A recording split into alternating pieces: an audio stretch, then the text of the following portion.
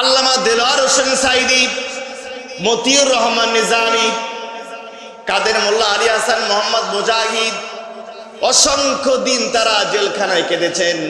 আল্লাহ রসুলের হাদিস অনুযায়ী তাদের চোখের পানি আল্লাহ বেরেথা দেন নাই, তাদের চোখের পানিকে আল্লাহ মেঘের উপরে রেখে দিয়েছিলেন।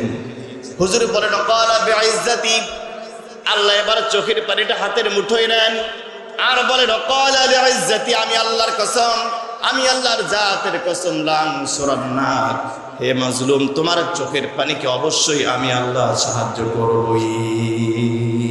লান সুরান্নাক, হুজুর এখানে আছেন, নুনে তাকিদ, অবশ্যই মাজলুমের চোখের পানি বেরেথা যাবে না, ওয়ালাউ কানা বাদা হিন, কিন্তু আমি আল্লাহ একটু সময় নেই।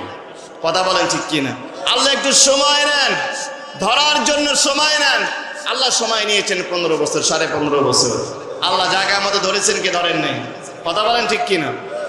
আমার ভাইরা, 5 নাম্বার, জালিমদের পরিণত হলো, জালিমদের ব্যাপারে আল্লাহ নিজে মামলা দায়ের করবেন।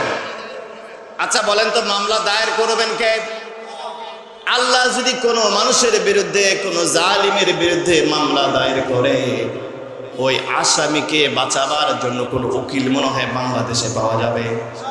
সূরা শুরা 42 নম্বর আয়াতে আল্লাহ জানিয়েছেন, ইন্নামাস সাবিলু আলাল্লাযীনা ইয়াযলিমুনান নাসা ওয়া ইয়াবগুনা ফিল আরদি বিগাইরিল হক উলাইকা লাহুম আযাবুন আলীম। আল্লাহ বলেন ইন্নামাস সাবিলু আলাল্লাযীনা ইয়াযলিমুনান নাস। আল্লাহ এখানে বলেন ইয়াযলিমুনাল মুসলিমুন, ইয়াযলিমুনাল মুমিনুন, ইয়াযলিমুনাল হাজ্জুন। আল্লাহ বলেন নাই মুসলমানদের উপরে যদি নির্যাতন করে, আল্লাহ বলেছেন ইয়াযলিমুনান নাস। হোক না সে হিন্দু, হোক না বৌদ্ধ, হোক না খ্রিস্টান, পৃথিবীর যে কোনো জনপদের কোনো মানুষ পদবাচ্য বিবেচিত, কোন মানুষের উপরে কেউ যদি নির্যাতন করে, আমি আল্লাহ নিজেই তার বিরুদ্ধে মামলা দায়ের করব। আল্লাহু আকবার বলবেন না? আমার ভাইয়েরা, 6 নাম্বার জালিমদের পরিণত হলো, বিশ্বনবী হাদিস জানিয়েছেন, বাবানি মুআজ্জালানি উকুবাতুহুমা ফিদ দুনিয়া, এমন 2টা পাপ আছে, ওই পাপের শাস্তি আল্লাহ দুনিয়াতেই দেবেন, কবর লাগবে না, হাসর মিজান ফুলসিরাত লাগবে না। এমন 2টা পাপ আছে আল্লাহ দুনিয়াতে শাস্তি দেবেন, বাবানি মুআজ্জালানি উকুবাতুহুমা ফিদ দুনিয়া। 1 নাম্বার হলো আল বাগিও, কোন মানুষ যদি কারো উপরে জুলুম করে, ওয়া উকুকুল ওয়ালিদাইন, আর কোন সন্তান যদি বাবা মার সাথে খারাপ ব্যবহার করে, এই 2টা পাপের শাস্তি আল্লাহ দুনিয়াতেই দেবেন। কথা বলেন ঠিক কিনা? আল বাগিও ওয়া উকুকুল ওয়ালিদাইন, যদি মানুষের উপর নির্যাতন করে তার বিচার আল্লাহ দুনিয়াতেই করবেন। আর যদি কেউ বাবা মার সাথে বিরুদ্ধাচারণ করে, বাবা মার অবাধ্য হয়ে যায়, ওই সন্তানের বিচার করার জন্য আল্লাহ পরকালে সময় নেবেন না, দুনিয়াতেই করবেন। আমার ভাইয়েরা, 7 নাম্বার জালিমদের পরিণত হলো, শুধু জালিম নয়, যারা জালিমের সহযোগী আল্লাহ তাদেরও বিচার করবেন। বলেন আল্লাহু আকবার। আপনারা দেখবেন ইউনিয়ন পর্যায়ে, উপজেলা পর্যায়ে, জেলা পর্যায়ে ওই লেডি ফেরাউনের দলের অনেক নেতারা এখন তাদের লেবাস পরিবর্তন করতেছে। কথা বলেন ঠিক কিনা? তারা এখন ভোল পাল্টাচ্ছে, জামাতে আসতে চায়, বিএনপিতে যেতে চায়, হেফাজতে যেতে চায়, অনেকে আবার তাবলিগ জামাতে যাওয়া শুরু করেছে। এরকম আছে না নাই?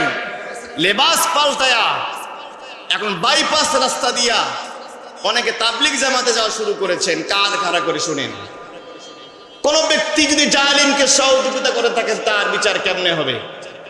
এই যে আপনারা যখন 10 লেখেন, 10, আচ্ছা বলেন তো 10-এর মধ্যে আরো কয়টা সংখ্যা আছে? 10-এর মধ্যে আরো 9টা সংখ্যা আছে না? 1 আছে, 2 আছে, 3, 4, 5, 6, 7, 8, 9, 10। 10-এর আগর আরো 9টা সংখ্যা আছে। এই 9টা সংখ্যা যদি 10-এর সাথে না থাকতো, 10 কোনোদিন 10 হতে পারত? কথা বলেন না কেন?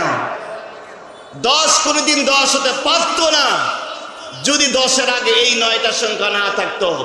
আজকে লেডি ফেরাউন আর স্বৈরাচারের গোষ্ঠীরা আল্লামা দেলোয়ার হোসেন সাঈদীকে বিষ প্রয়োগ করে হসপিটালে হত্যা করতে পারত না যদি গ্রাম পর্যায়ে থাকে। এই জালিমের সহযোগীরা লেডি ফিরাউনকে সহযোগিতা না করত। 10-এর আগে 9টা সংখ্যা যেরকম জরুরি, যে কোনো দুনিয়ার যে কোনো জায়গায় জালিম গড়ে ওঠার জন্য ওই জালিমের সহযোগীরাও সমান নয়, বরঞ্চ বড় জালিমের থেকে ছোট জালিমেরা আরো বেশি অপরাধী। তার কারণ 10 কোটি দিন 10 হতে পারতো না যদি 10-এর আগে সংখ্যাগুলো না থাকতো। আমার কথা কি বুঝতেছেন ভাইরা? এরপরে 8 নাম্বার জালিমদের পরিণত হলো, প্রত্যেকটা জালিম যখন তারা ধরা পড়েছে, মৃত্যুর সময় এসেছে, জালিমেরা কিন্তু তওবা করার চেষ্টা করে। কথা বলেন ঠিক কিনা? অনেকে দাড়ি রাখে, অনেকে তাবলিগ জামাতে যায়, অনেকে জামাতে যোগ দিতে চায়, বিএনপিতে যেতে চায়, কিন্তু ওই সময়ের তওবা কিন্তু আল্লাহ কবুল করেন না। দলিল নেন সূরা ইউনূসের 90 থেকে প্রায় 90 নম্বর আয়াতে আল্লাহ জানিয়েছেন ফেরাউনের কথা। আল্লাহ বলেন, হাত্তা ইযা আদরাকাহুল গরাকু ক্বালা আমানতু আন্নাহু লা ইলাহা ইল্লাল্লাযী আমানাত বিহি বানু ইসরাঈল ওয়া আনা মিনাল মুসলিমিন। আল্লাহ বলেন হাত্তা ইযা আদরাকাহুল গরাক, ফেরাউন যখন একবার ডুবে আর একবার ভাসে, পানি খাইতে খাইতে ফেরাউনের পেটটা পটকা মাছের মতো ফুলে গেছে। শুধু ফেরাউন নয়, ফেরাউনের সাথে তার 16 লক্ষ সেনাবাহিনী, ফেরাউনের 16 লক্ষ সেনাবাহিনী। আজ পর্যন্ত শুধু একটা দেশের সেনাবাহিনীর সংখ্যা 18 লক্ষ। পৃথিবীর একটা দেশ অতিক্রম করতে পেরেছে, সেটাই হলো চায়না। এত শক্তিশালী সেনাবাহিনী ছিল ফেরাউনের। আল্লাহ বলেন ফেরাউন ডোবে, ফেরাউনের 16 লক্ষ সেনাবাহিনীর সদস্যরা পানি খায় আর একবার আল্লাহর কাছে বলে ক্বালা আমানতু, আল্লাহ আমি ঈমান আনলাম, আন্নাহু লা ইলাহা ইল্লাল্লাযী আমানাত বিহি বানু ইসরাঈল, বানি ইসরাঈলের লোকেরা যেই খোদাকে রব মানে আমি সেই খোদাকে রব মানলাম। দেখেন শয়তান বুড়া হলেও শয়তানে থাকে, মানে বানর বুড়া হলে বানর থাকে। ও ইচ্ছা করলে বলতে পারতো না আমি আল্লাহর উপর ঈমান আনলাম? পেশায় বলতেছে লা ইলাহা ইল্লাল্লাযী আমানাত বিহি বানু ইসরাঈল, বনি ইসরাঈলের লোকেরা যারে রব মানে আমি তারে রব মানি। মানে শয়তান বুড়া হলেও আল্লাহ জানে। এবার বড় শয়তান বলে আনা মিনাল মুসলিমিন, আল্লাহ আমারে চুবাও কেন, আমি তো মুসলমান হয়ে গেছি। আল্লাহ এবার জিবরাইলকে পাঠা দিয়েছেন। জিবরাইল ফেরাউনের মাথাটা হাটের মতোই নিয়েছে, লোহিত সাগর বাহারে আহমার হামামতো ফেরাউনের ওর মাথাটা পানির মধ্যে চুবায় ধরে জিবরাইল মুখের মধ্যে বালু ঢুকিয়ে দিয়েছে। বলেন আল্লাহু আকবার।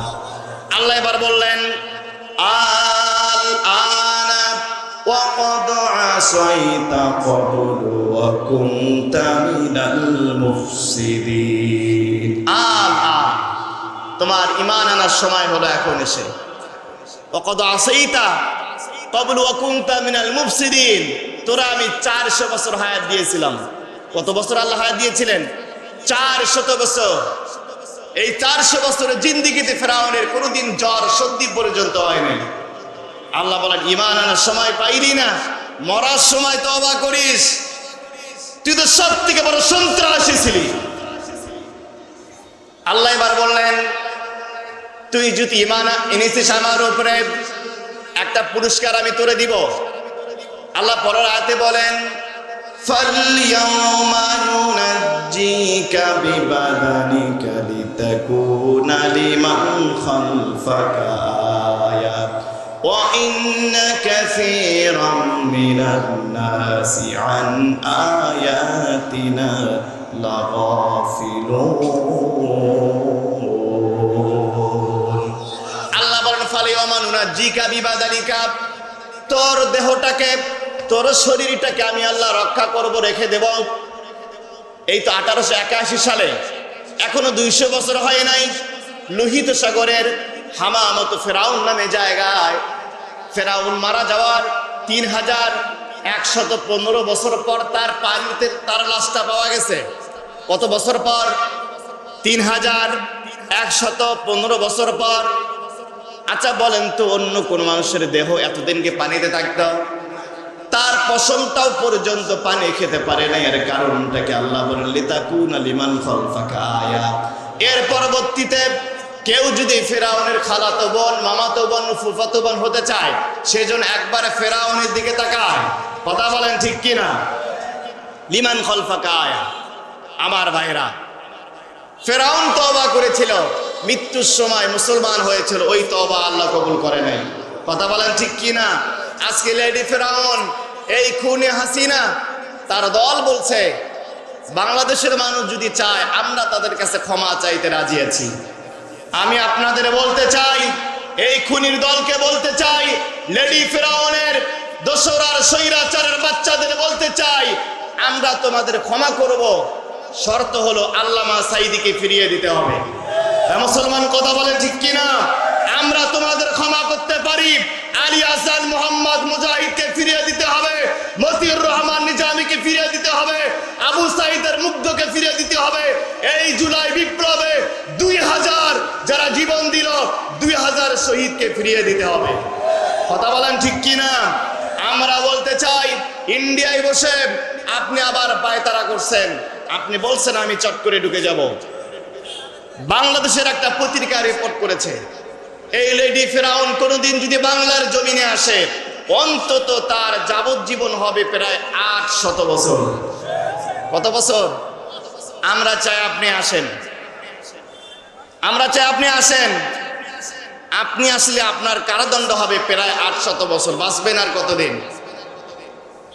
নতুন করে শুরু করেছে স্কোরনিয়া। কথা বলেন ঠিক কিনা? এরা একবার আসলে আনসার হয়ে, আর একবার রিক্সাওয়ালা হয়ে, অটো রিক্সা চালক হয়ে, এরপর আইনজীবী হয়ে, এরপর বিচারক হয়ে, এবার ট্রাম্প কার্ড তারা ছেড়েছে। সর্বশেষ পায় তারা হলো ইসকন নামে। আবার চট্টগ্রামে আমার কলিজার টুকরা ভাই, বাংলাদেশের লক্ষ কোটি মুসলমানের কলিজার স্পন্দন সাইফুল ইসলাম আলিফ, বিখ্যাত একজন আইনজীবীকে তারা নির্মমভাবে গলা কেটে হত্যা করেছে। কথা বলেন ঠিক কিনা? আমরা বলতে চাই, যেই শহীদ আবু সাঈদের মুগ্ধের রক্তের উপর বাংলাদেশ দাঁড়িয়ে আছে, এই সাম্য আর বৈষম্যহীন বাংলাদেশ বিনির্মাণ করতে গিয়ে 2000 মানুষ জীবন দিয়েছে, 20,000 মানুষ আহত হয়েছে, 400 ভাই বোন চক্ষু হারিয়েছেন, প্রায় 2000 মানুষ পঙ্গু হয়েছে। এই বাংলার 1 ইঞ্চি পরিমাণ মাটি কি আপনারা স্বৈরাচারের জন্য ছেড়ে দেবেন? কথা বলেন, ছেড়ে দিতে রাজি আছেন? আমরা বলতে চাই, আবার যদি স্বৈরাচারের দল ইসকন হয়ে, হিন্দু হয়ে বিভিন্ন পায়তারা করে আবার যদি এই বাংলাদেশকে অস্থিতিশীল করতে চায়, এই দেশের 16 কোটি মানুষ 32 কোটি জুতা হাতে নিয়ে এই স্বৈরাচার আন্ডা বাচ্চাকে বাংলাদেশ থেকে বিদায় করবে। আগামী দিনে যদি আবার মুসলমানদের ডাক আসে, আমরা জীবন দিব, হাত দিব, শহীদ হব, গাজী হব। কারা কারা রাজি আছেন? আল্লাহকে দেখা।